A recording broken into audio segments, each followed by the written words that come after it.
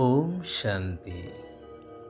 कल्याणकारी समय कल्याणकारी ईश्वर पिता सारा विश्वर कल्याण पाई ज्ञान यज्ञर रचना करी तत्व सहित सारा विश्व को स्वर्गरे परिणत करिवार जो कार्य करुछंती सेथिरे जो महान आत्मा माने निजर शरीर मन आउ धन लगाई सहयोगी होउछंती समस्तंकु हृदयर सहित ईश्वरीय शुभ अभिनंदन शुभेच्छा सुप्रभात सुस्वागतम।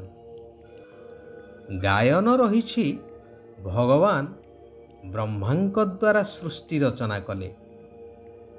तेबे यहा उपरे आमे आसंतु सम्यक आलोकपात करिबा। सारा विश्वर रचयिता सर्वशक्ति सर्वज्ञान गुणर सागर दुखहर्ता सुखकर्ता सर्व आत्मांकर पिता परमात्मा भगवान जहांको सारा विश्ववासी डाकुछंती मुक्ति जीवन मुक्ति पाइबा पाई से आसी सृष्टिर रचना करुछंती अर्थात सुंदर सुखदायी सर्वश्रेष्ठ नूतन दुनिया जहाकु स्वर्ग बोली कहि परिबा ताहार रचना करिवे निश्चय। एवं सेथिपाई एई पुरुणा पतित दुनिया रे पतित शरीर रे ही आसी स्थापना कार्य करिथिवे निश्चय।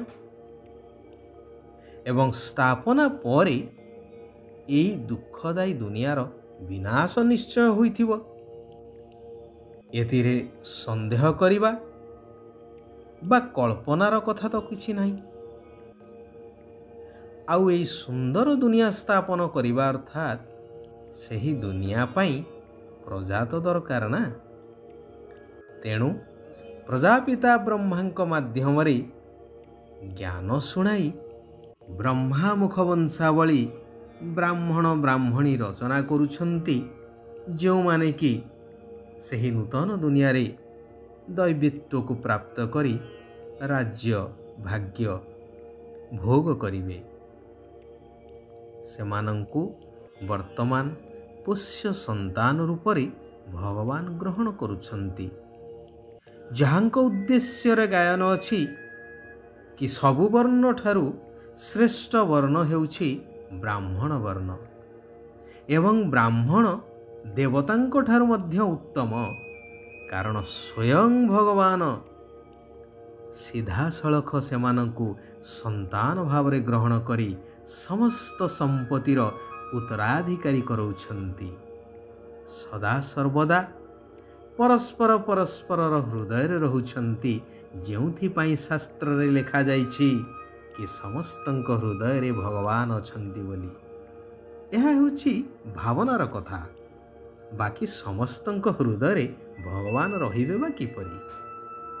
भगवान एक कोटि कोटि हृदय रे जदि रहुथान्ते तेबे डाकिबार आवश्यकता पड़ंता नहीं कि भगवान को आसीबा को मध्य पड़ंता नहीं। आउ विशेष भाव रे जहा कुहा जाइछि गीता रे यदा यदा हि धर्मस्य ग्लानिर्भवति भारत ताहार कोनोसी तात्पर्य रहंता नहीं। जेते बेले कली जुगर अंत एवं सत्यर आरंभ ए संगम जुगरे परमात्मा आसुछंती एही समय ही समस्त आत्मा मानंकर भाग्य निर्धारित ही थाए। पतित पावन भगवान समस्त पतित आत्मा एवं तम प्रधान पांच तत्व को मध्य पवित्र सत प्रदान करुछंती एवं जन्म जन्मांतर पाई अहो सौभाग्यशाली करौछंती अर्थात समस्तंकर उत्थानर कला हेउछि। तेणु वास्तव रे एही समय ही सर्वश्रेष्ठ अटे एवं एही संगम जुगी अलौकिक दिव्य ब्राह्मण जन्म मध्य सर्वश्रेष्ठ अटे जार गायन रे नदी सागर संगम स्थान रे पवित्र कुंभ मेलार आयोजन करा जाउछि। अधुना ବାସ୍ତବରେ ଏହି କଲ୍ୟାଣକାରୀ ପୁରୁଷୋତ୍ତମ ସଙ୍ଗମ ଯୁଗରେ ଜ୍ଞାନସାଗର ପରମାତ୍ମା ଏବଂ ଆତ୍ମା ରୂପୀ ଜ୍ଞାନ ନଦୀମାନଙ୍କର ମିଳନ ହେଉଛି, ଯାହାଦ୍ୱାରା ସାରା ସଂସାର ପବିତ୍ର ସତପ୍ରଧାନ ହୋଇଯାଉଛି, ନୂତନ ସ୍ୱର୍ଗ ରାଜ୍ୟରେ ପରିବର୍ତ୍ତିତ ହୋଇଯାଉଛି। ବାସ୍ତବରେ ଦେଖିଲେ ଏହା ହିଁ ହେଉଛି ସଚ୍ଚା କୁମ୍ଭମେଳା। ନିରାକାର ପିତା ଏବେ କହୁଛନ୍ତି, ଆତ୍ମିକ ସନ୍ତାନମାନେ, ତୁମର ଏହି ଜୀବନ ବହୁତ ମୂଲ୍ୟବାନ ଅଟେ, କାରଣ ତୁମକୁ ଏହି ଜନ୍ମରେ କଉଡ଼ିରୁ ହୀରାତୁଲ୍ୟ ହେବାକୁ ପଡ଼ିବ। ସେଥିପାଇଁ ଯେତେ ଦୂର ସମ୍ଭବ ନିରାକାର ପିତାଙ୍କ ସ୍ମୃତିରେ ରୁହ। ହାତରେ କାମ କରି ବୁଦ୍ଧିରେ ବାବାଙ୍କୁ ମନେ ପକାଇ ଚାଲ। ଏବେ ଏହି ଶ୍ରେଷ୍ଠ ଚରିତ୍ର ନିର୍ମାଣ ସମୟରେ ଚରିତ୍ରର ରେଜିଷ୍ଟର ଯେପରି ଖରାପ ନ ହେଉ, ସେଥିପ୍ରତି ବିଶେଷ ଭାବରେ ଧ୍ୟାନ ଦେବାକୁ ହେବ। ଯଦି କାହାକୁ ଦୁଃଖ ଦେଲ, ତେବେ ଦୁଃଖ ଦେବା ଦ୍ୱାରା ରେଜିଷ୍ଟର ଖରାପ ହୋଇଯାଇଥାଏ। ଅନ୍ୟକୁ ଦୁଃଖ ଦେବା ଅର୍ଥାତ୍ ନିଜେ ଦୁଃଖୀ ହେବା, ଯେଉଁଥିପାଇଁ ମଧ୍ୟ ଗାୟନ ଅଛି, ଯଦି ଦୁଃଖ ଦେବ ତେବେ ଦୁଃଖୀ ହେଇ ମରିବ। ଯେତେବେଳେ କି ଭଗବାନ ହେଉଛନ୍ତି ଦୁଃଖହର୍ତ୍ତା ସୁଖକର୍ତ୍ତା, ତୁମେ ତାଙ୍କ ସନ୍ତାନ ହିସାବରେ ସମସ୍ତଙ୍କୁ ସୁଖ ଦେବା ଆବଶ୍ୟକ, ସମସ୍ତଙ୍କର ଦୁଃଖକୁ ହରଣ କରିବା ଆବଶ୍ୟକ। 21 ଜନ୍ମର ରାଜ୍ୟ ଭାଗ୍ୟ ଅର୍ଥାତ୍ ସତ୍ୟ ତ୍ରେତୟା ଯୁଗର ରାଜ୍ୟ ଭାଗ୍ୟ ନେବା ପାଇଁ ହେଲେ ପ୍ରଥମତଃ ସମ୍ପୂର୍ଣ୍ଣ ପବିତ୍ର ହୁଅ। ଦ୍ୱିତୀୟରେ ମନ, ବଚନ ଆଉ କର୍ମରେ କାହାକୁ ବି ଦୁଃଖ ଦିଅ ନାହିଁ। ଗୃହସ୍ଥ ବ୍ୟବହାରରେ ରହି ପିଲା ଆଦିଙ୍କୁ ସମ୍ଭାଳି ସବୁକିଛି କର୍ମ କର, ହେଲେ ନିମିତ୍ତ ହୋଇ, ବନ୍ଧନରେ ନୁହେଁ। ବହୁତ ମିଠା ସ୍ୱଭାବଯୁକ୍ତ ହୁଅ। ହୃଦୟର ସଚ୍ଚା ସ୍ନେହ ଏକମାତ୍ର ବାବାଙ୍କ ସହିତ ରଖିବାକୁ ହେବ। ବାକି ଦେହ ଆଉ ଦେହର ସମ୍ବନ୍ଧୀ ଆଦିଠାରୁ ନଷ୍ଟ ମହା ହେବାକୁ ପଡ଼ିବ, କାରଣ ଏହା ସବୁକିଛି ବର୍ତ୍ତମାନ ବିନାଶ ହେବାକୁ ଯାଉଛି। କୌଣସି ବି ପାପକର୍ମ ନ ହେଉ, ଏଥିପ୍ରତି ସଜାଗ ରହିବା ଦରକାର। ଏହି ଈଶ୍ୱରୀୟ ସେବାରେ କେବେ ବି ଥକି ଯିବାର ନାହିଁ।